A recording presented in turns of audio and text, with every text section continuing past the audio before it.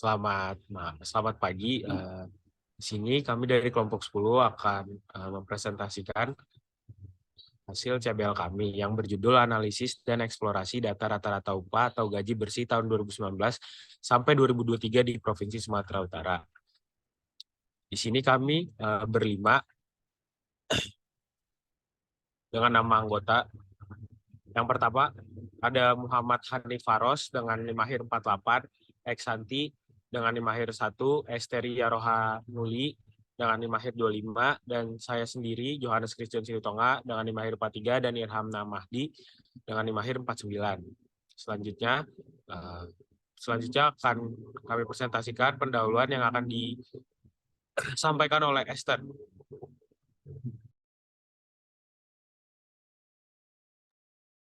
Oke, selanjutnya ada pendahuluan.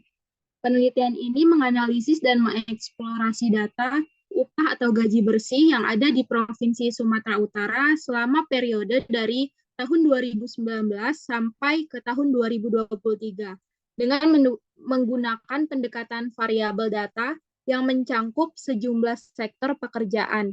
Data yang kami dapatkan bersumber dari Badan Pusat Statistik.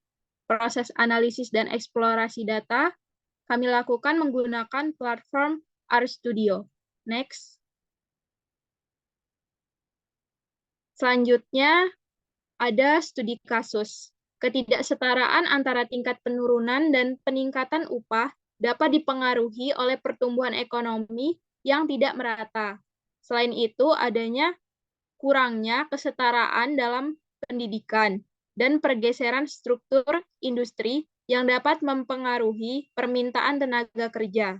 Dampak dari fluktuasi upah yang tidak seimbang ini menyebabkan merugikan pertumbuhan ekonomi regional.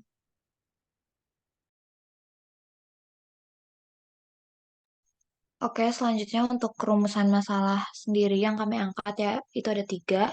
Yang pertama, bagaimana fluktuasi rata-rata upah atau gaji bersih di berbagai sektor pekerjaan di Provinsi Sumatera Utara selama periode 2019 sampai 2023, dan apa faktor-faktor yang dapat menjelaskan variasi tersebut. Lalu yang kedua, apakah terdapat kesenjangan upah yang signifikan antara sektor pekerjaan di Provinsi Sumatera Utara dan bagaimana ketidaksetaraan ini dapat mempengaruhi pertumbuhan ekonomi regional.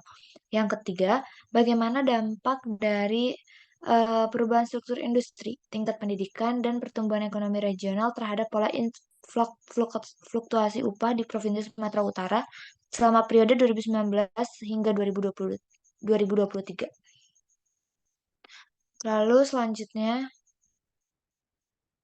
ada kendala yang dihadapi dalam mencoba CBL ini. Yang pertama yaitu keterbatasan data yang digunakan dalam penelitian ini. Karena bersumber dari BPS, bukan dari observasi langsung di lapangan. Meskipun BPS biasanya merupakan data resmi, namun kualitas data yang bervariasi ini tergantung metodologi pengumpulan, pengolahan, dan pelaporan datanya. Selain itu, data yang tersedia dari BPS mungkin terbatas dalam cakupan detail sehingga dapat menghasilkan pemahaman yang terbatas tentang fenomena yang diteliti. Lalu kendala yang kedua yaitu keterbatasan dalam menggunakan studi literatur berupa jurnal atau e-book, kurangnya kelengkapan informasi yang relevan, atau pemahaman yang mendalam tentang topik penelitian. Lalu di sini dataset yang kami gunakan yaitu berasal dari website BPS sendiri tentang upah atau gaji bersih rata-rata di Sumatera Utara pada tahun 2019 sampai 2023 pada bulan Februari dan Agustus di setiap tahunnya. Next. Metode yang pertama yaitu eksplorasi data melalui analisis statistika deskriptif. Analisis ini digunakan untuk memberikan gambaran secara umum mengenai karakteristik masing-masing variabel yang digunakan, dilihat dari nilai rata-rata minimum dan maksimumnya.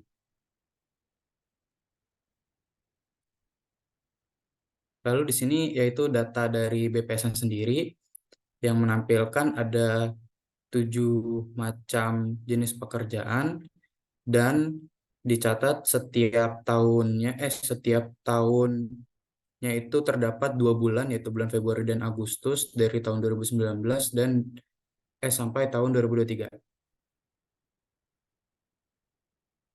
Di sini ditampilkan bahwa dalam proses summary data menggunakan aplikasi R yang kita dapat, yaitu pada bagian tenaga profesional memiliki nilai minimum 2.600.000 sekian dan nilai maksimumnya 3 juta sekian.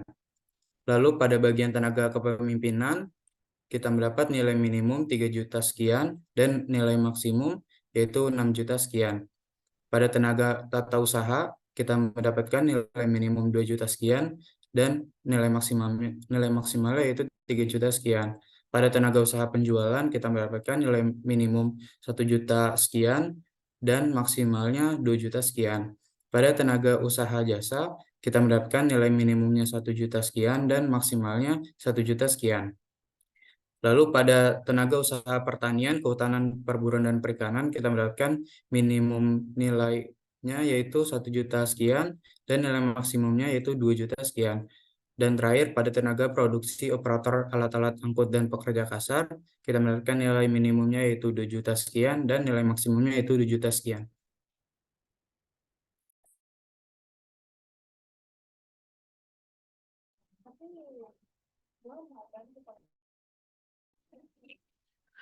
Metode visualisasi data. Proses penyajian data dalam bentuk gambar sehingga data mudah dimengerti.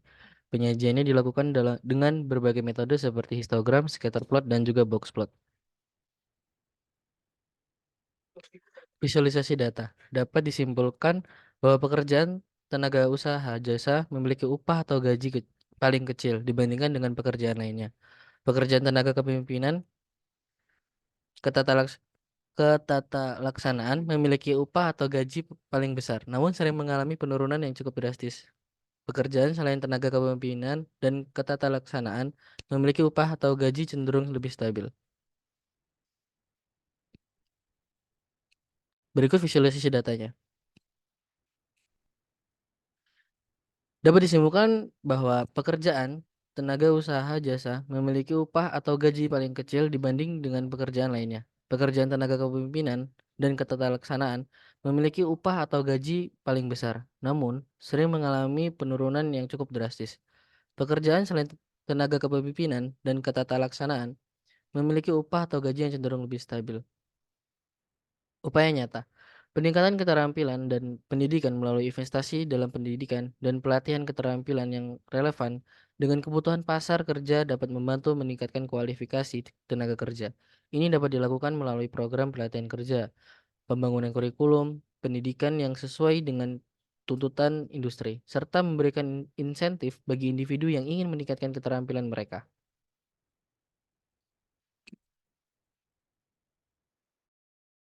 Baik, dari data yang kami ambil dan perumusan masalah yang telah kami dapatkan, kami dapat mengambil kesimpulan data menunjukkan bahwa nilai upah atau gaji bersih tinggi terdapat pada sektor tenaga kepemimpinan dengan rata-rata mencapai 6.394.365. Sementara nilai terendah pada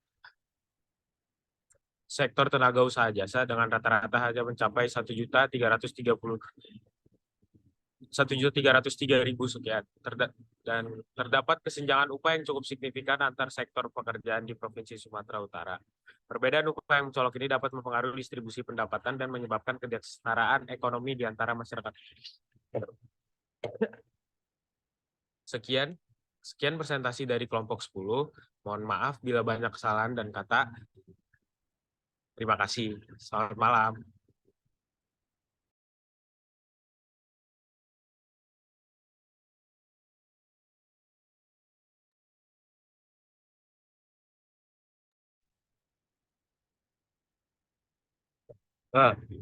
Kemudian perubahan struktur industri, tingkat pendidikan, dan pertumbuhan ekonomi regional memiliki dampak yang signifikan terhadap pola fluktuasi upah di Provinsi Sumatera Utara selama periode 2019 sampai 2023. Pertumbuhan ekonomi regional jika berkelanjutan dan inklusif dapat menciptakan peluang kerja baru dan meningkatkan daya beli masyarakat, yang pada gilirannya dapat menghasilkan tekanan pada peningkatan upah. Sekian presentasi dari kelompok 10. Mohon maaf bila banyak kesalahan dan kata. Kami ucapkan sekali lagi terima kasih.